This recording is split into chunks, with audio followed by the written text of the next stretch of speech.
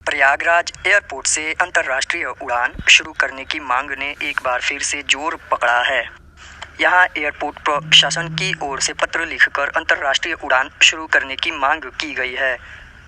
पत्र में देश आज़ाद होने से पहले प्रयागराज से लंदन के लिए चल रही फ्लाइट्स का भी जिक्र किया गया है।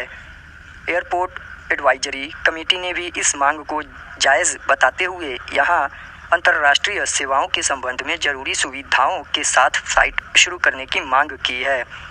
देश के 4 इंटरनेशनल एयरपोर्ट में शामिल था प्रयागराज। प्रयागराज एयरपोर्ट का निर्माण 1919 में शुरू हुआ था, जो 1924 में कंप्लीट हुआ। तब इसे बमहरौली एयरपोर्ट के नाम से जाना जाता था। ख़ास बात यह है कि बमहरौली एयरपोर्ट उस समय के देश के 4 इंटरनेशनल एयरपोर्ट में से एक था। यहाँ से 1932 से 1940 तक लंदन के लिए सीधी उड़ान जाती थी। इस उड़ान को स्पीड बर्ड एयरलाइन संचालित करती थी। इसके पूर्व डोमेस्टिक कमर्शियल एविएशन की शुरुआत भी 1911 में प्रयागराज से ही हुई थी। उस दौरान 18 फरवरी 1911 को हेनरी पिक्यूट ने हम्बर बाईप्लेन उड़ाया था। उन्होंने पोलो ग्राउंड से उड़ान भरी थी। यह विमान इलाहाबाद से डाक लेकर 6 मील दूर नैनी तक गया था। कराची से कोलकाता सर्विस का भी था यहाँ ठहराव। जुलाई 1933 में इंपीरियल एयरवेज ने कराची से कोलकाता के लिए मेल सर्विस शुरू की, जो कराची से जोधपुर, दिल्ली, कानपुर, प्रयागराज होकर कोलकाता तक चलती थी। यह उड़ान सेवा 1940 तक चली।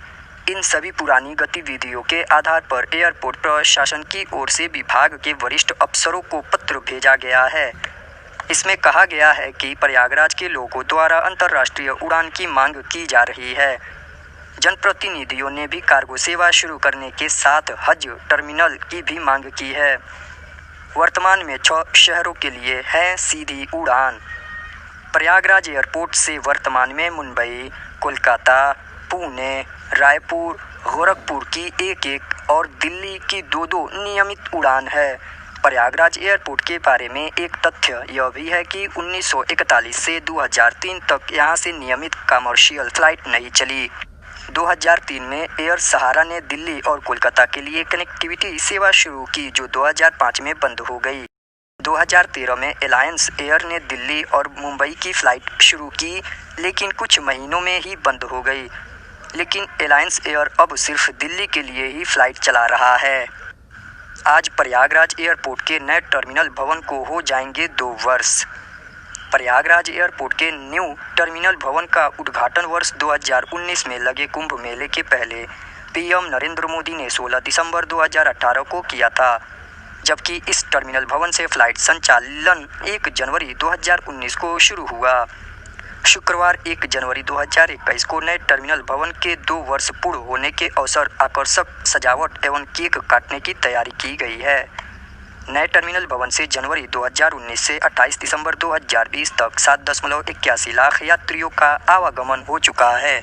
स्थानीय जनप्रतिनिधियों एवं लोगों की मांग पर प्रयागराज से अंतर्राष्ट्रीय उड़ान शुरू हो, इसके लिए विभाग के वरिष्ठ अफसरों को पत्र भेजा गया है।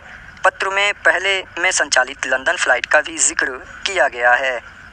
अचल प्रकाश, निदेशक एयरपोर्ट एडवाइजरी कमेटी के चेयरमैन के तौर पर उड्डयन मंत्रालय को पत्र भेजा गया है कि प्रयागराज से अंतर्राष्ट्रीय उड़ान को मंजूरी दी जाए और यहां उससे जुड़ी अन्य सुविधाओं का विस्तार किया जाए। Keshari Devi Patel, chairman airport advisory committee और सांसद फूलपुर। प्रयागराज एयरपोर्ट से वर्तमान समय 42,000 यात्री हर माह सफ़र कर रहे हैं।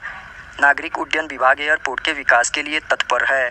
इंटरनेशनल एयरपोर्ट का दर्जा मिलने इसके लिए केंद्रीय उड्डयन मंत्री से बात हुई। प्रयागराज से जल्द ही कुछ और नए शहरों के लिए सीधी हवाई सेवा शुरू होगी।